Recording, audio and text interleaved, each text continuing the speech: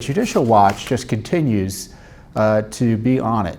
We're just getting document after document about the deep state illicit conspiracy against the Trump team that began during the Obama administration, continued into the Trump administration.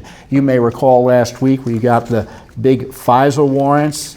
I brought them back again just to show you. These are the FISA warrant applications the administration of Obama used to mislead a court into granting spy authority against Carter Page, who had been a Trump team member.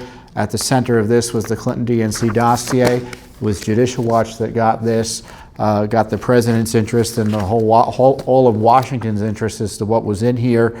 And then on top of that, we got some documents about Peter Strzok. You can bet who was the author of these warrants, because he was the #2 official in the FBI's counterintelligence division.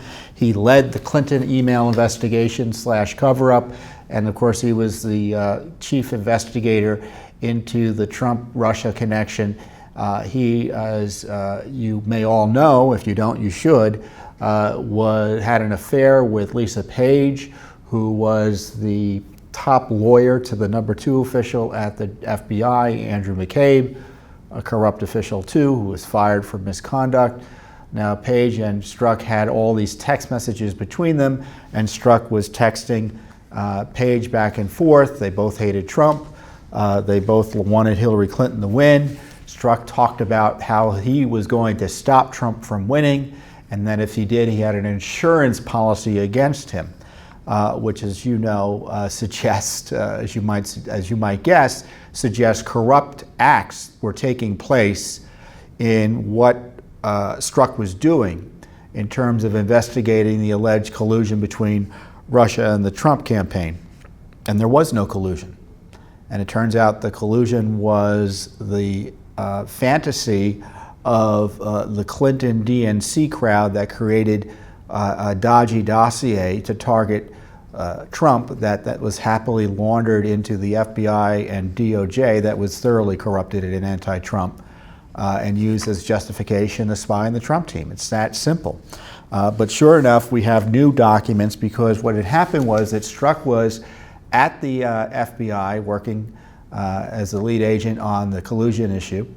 Also, he had been at the Clinton email issue.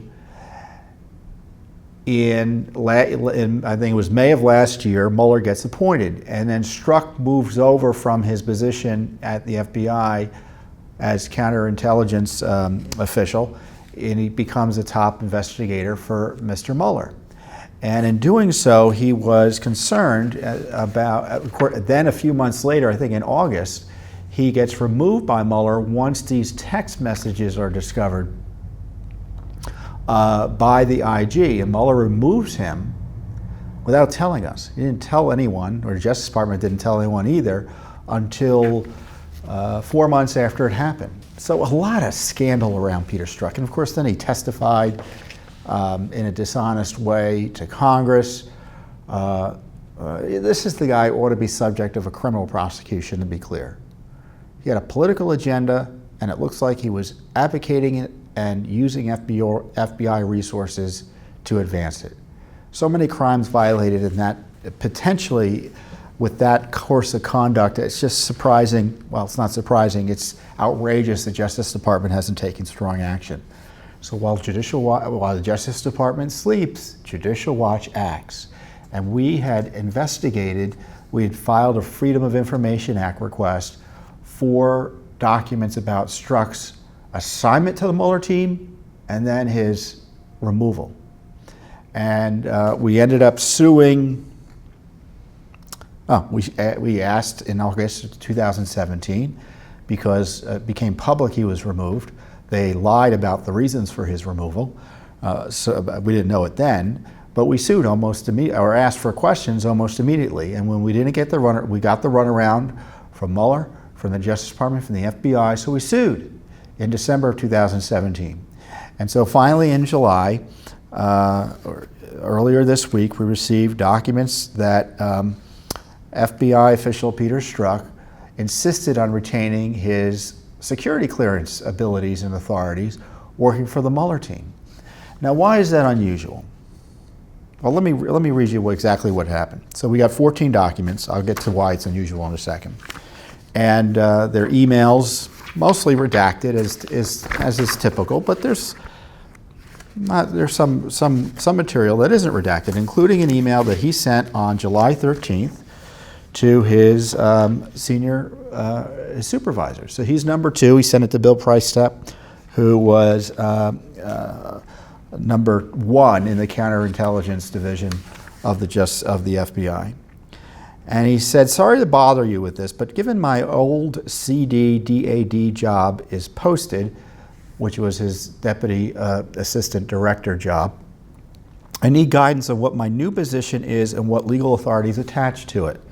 Broadly, I need to be able to, at least in the capacity of my old CD/DAD, my old job, approve NSLs, which are national security letters, which are letters that the Justice Department and FBI can send out that don't require court authority but allow them to get documents. So they don't need court permission to send them out like a subpoena. Conduct blank, so that's redacted. Declassify information, blank, agent travel, requisitions, etc. And he acknowledges of those, the most problematic and one of the most essential is declassification authority. As I understand it, declassification authorities are limited by division and position, and they are provided by DOJ, not by the FBI. The division has 3. I understand they need to fill my position, but I respectfully request on mission need that I keep the authorities from my old job. So what he wanted was special dispensation, because there's a limit about how many people have this type of authority. He was a senior official, and he wanted to act as a senior official while continuing to work for the Mueller operation. And so they bent the rules in his favor, and Price-Stepp wrote back to him and said, okay, you can get it. And matter of fact, we'll pretend that you're just a floating deputy assistant director, and when you leave and come back, that position will return back to human resources, and all sorts of rules were bent to give him that authority. But you can imagine why they limit this authority, especially declassification authority, and why it was problematic, as he acknowledges, to get permission to be able to declassify material. Why would he need to declassify material working at the Mueller operation? I can think of innocent reasons, but why would we give Strzok the benefit of the doubt given this, the demonstrated course of misconduct he engaged in? Remember, he was removed from the Mueller investigation. He was then, recently, after the IG report found more anti-Trump text messages and more suggestion of subversion of justice by Strzok, walked out of the FBI.